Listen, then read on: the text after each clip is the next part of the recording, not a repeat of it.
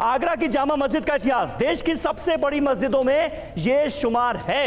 शाहजहां के शासनकाल में जामा मस्जिद का निर्माण हुआ, औरंगजेब के शासनकाल में नहीं, शाहजहां के शासनकाल में। आगरा की जामा मस्जिद को बेगम मस्जिद भी कहा जाता है। शाहजहां की बेटी जहां आरा ने मस्जिद का निर्माण करवाया था, इसीलिए बेगम मस्जिद।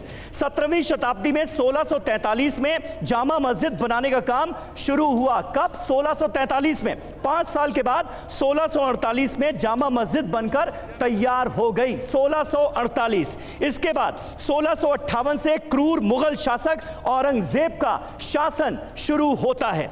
कहा जाता है कि 1670 में जामा मस्जिद में औरंगजेब ने मूर्ति दबवाई, यही सबसे बड़ा दावा है। देव विग्रहों को केशव देव जी कटरा यानी जन्मभूमि मथुरा को सौंपने की मांग की जा रही है कि वापस यहां से मूर्तियां निकलवाई जाए और जन्मभूमि में मंदिर में सौंपी जाएं। सीढ़ियों के नीचे से देव विग्रहों को निकालने की मांग की जा रही है। तो यह पूरा इतिहास है आगरा की जामा मस्जिद का। क्योंकि यहां पर इतिहास का जिक्र हो रहा है और इतिहास के प्रोफेसर हमारे साथ मौजूद हैं। वेदव्रत तिवारी जी, किस तरह से आप इस विवाद को देखते हैं? और देवकी नंदन जी जिन बातों का जिक्र कर रहे हैं, हमारे इतिहास में जो फैक्ट्स हमारे पास हैं, उसके आधार पर क्या इन दावों का आप समर्थन करते हैं या फिर विरोध करते हैं?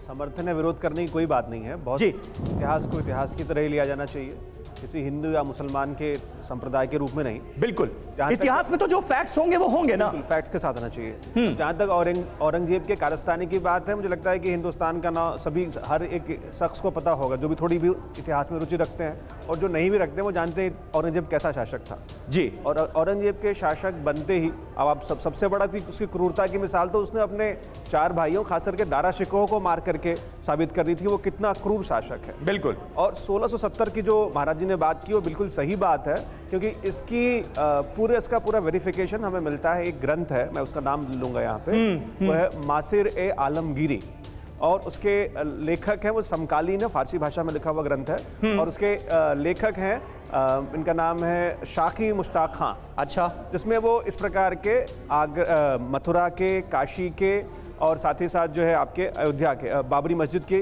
का जिक्र भी उसमें करते हैं, लेकिन मूल यहाँ विषय जो ज्ञानवापी वाला और मथुरा वाले मस्जिद की है और इसमें मस्जिद के डिमोलिशन का, उसको विध्वंस करने की बात यहाँ पे वो एक्सेप्ट करते हैं। वो समकालीन दूसरे शोध भी इस बात को प्रमाण करते हैं। तो इसमें कोई संदेह नहीं कि औरंगजेब ने ये आदेश दिया था और उस आदेश के तहत ये इन मंदिरों को गिराया गया था। नहीं वेदव्रत जी, लेकिन यहाँ पर एक नई बात मिल रही है ना सुनने को। देखिए, औरंगजेब ने तमाम मंदिर तुड़वाए, उनकी जगह कई जगहों पर मस्जिदें बनवाई गई। ये लगातार इतिहास में हम पढ़ते आए हैं औरंगजेब किस तरह का शासक था, कैसे उसने सत्ता चलाई और कैसे जुल्म ढाई, ये सब हम सुनते आए। लेकिन यहां पर एक नई बात का जिक्र हो रहा है कि मथुरा के कृष्ण जन्मभूमि मंदिर से मूर्तियां निकलवाई गई और आगरा में जामा मस्जिद की सीढ़ियों पर उन्हें गड़वा दिया गया ताकि जो हिंदू भावनाएं हैं उन्हें ठेस पहुंचाया जा सके, सनातन को ठेस पहुंचाई जा सके।